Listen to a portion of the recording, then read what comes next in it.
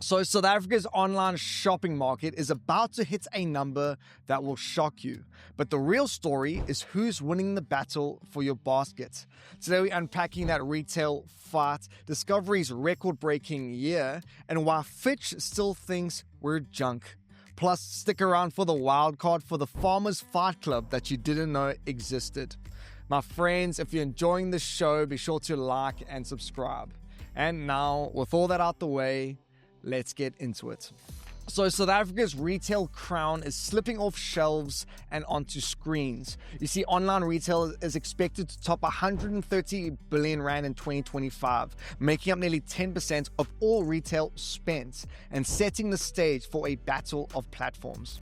Now, Takealot remains the undisputed leader, reportedly used by about 32% of online shoppers. But now, in saying that, the competitors are circling. I mean, one report noted that Shein and Temu stormed into fashion with almost 40% of online clothing sales in 2024, while Amazon, only about a year into its local launch, already claims about 12% of online customers.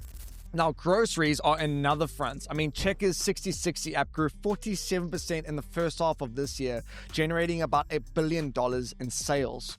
Pick and Pay's ASAP app jumped over 30%, Woolies Dash rose 40%, and even fashion retailers like TFG's Bash platform notched 40% growth. Now, interestingly enough, some analysts say that this isn't a zero-sum game. So we've got stricter tax enforcement that has cooled down these runaway imports and have given local players room to adapt. Now, the real story here seems to be one of coexistence, a maturing market where global giants and homegrown apps are reshaping how South Africans shop.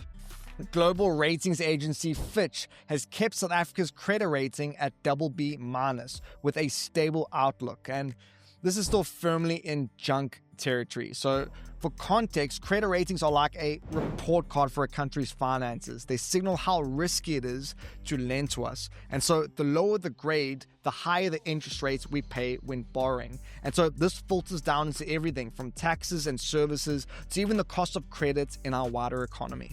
So on the upside, the agency commended our governments of national unity for calming politics and pushing reforms into both electricity and logistics. But now, in saying that, it warned that those fixes don't erase the fundamentals. You see, growth is stuck at near 1.2%, which is terrible. Debt is climbing towards 80% of GDP, which is more terrible. And we've also got stuff like structural problems and unemployment and weak investments. Now, compared to other BB countries, South Africa is underperforming. So Fitch also flagged Transnet's continued losses, saying it will rely on state guarantees for funding, and this opens up its own can of worms. Now, Treasury insists that its 1 trillion rand infrastructure plan will shift the growth picture, but for now, understandably, investors remain cautious.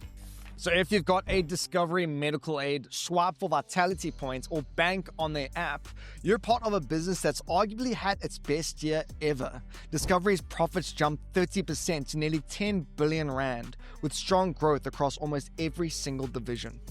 Now, the big headline here is that Discovery Bank is finally profitable. You see, after years of spending heavily to build it, the bank moved into the green in the second half of the year ahead of plan. Now, their clients rose 30%, savings deposits rose 26%, and loans grew nearly 40%. Now, that momentum tied to Discovery's reward system is now paying off.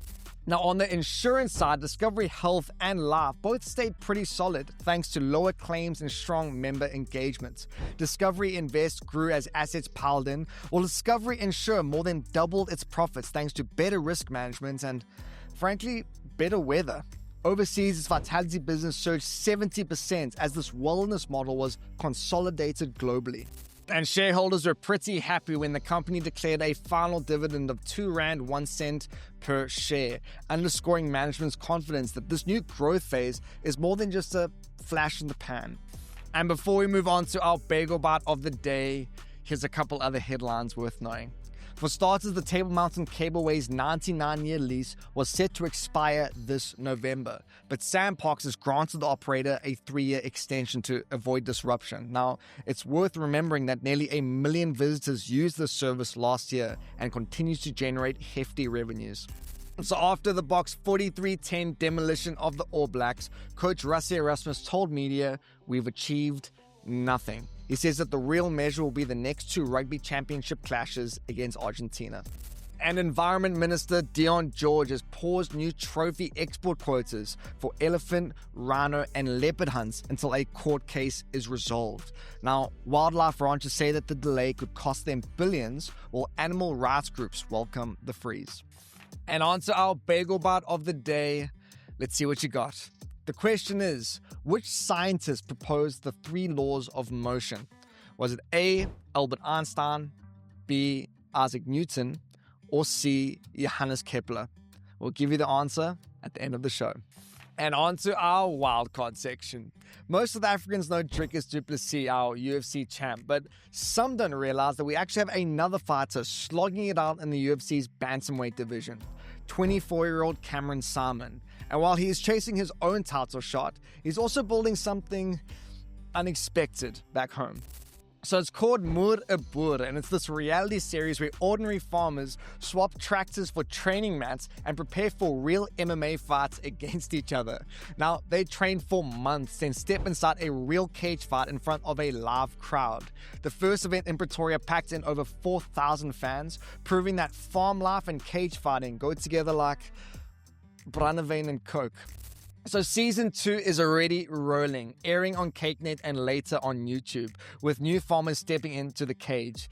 Now, for Simon, it's about growing the sport and creating a uniquely South African fight culture. For the rest of us, it might just be the best Saturday night TV we didn't know we needed. And as for that Bagel Bite, the answer was Isaac Newton. You see, his 3 laws of motion didn't just reshape physics, they set the groundwork for everything from modern engineering to space travel. So let that serve as a reminder that even the most complex systems run on the simplest principles. And my friends, that's it for today's show. Thanks so much for tuning in. I hope you guys all have a great start to the week. Be kind to one another, and I'll catch you all tomorrow for round 2. Cheers.